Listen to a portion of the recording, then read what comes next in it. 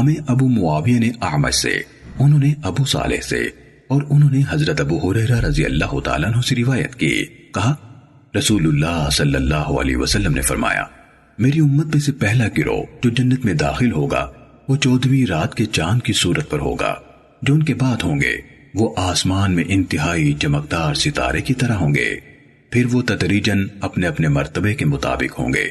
وہ پخانہ کریں گے نہ پیشاب، ناک سنکیں گے نہ تھوکیں گے، ان کی کنگھیاں سونے کی، انگیٹھیاں معطر عود کی، اور پسینہ کستوری کا ہوگا۔ ان سب کے اخلاق ایک ہی انسان کے خوبصورت اخلاق پر گئے ہوں گے، یعنی اپنے والد حضرت آدم علیہ السلام کی قامت پر 60 ہاتھ لمبے ہوں گے۔ ابن ابی شیبہ نے کہا ایک ہی آدمی کے اخلاق پر، اور ابو قریب نے کہا ایک ہی آدمی کی خلقت یعنی شکل و صورت قد و قامت پر ہوں گے، اور ابن ابی شیبہ نے کہا اپنے والد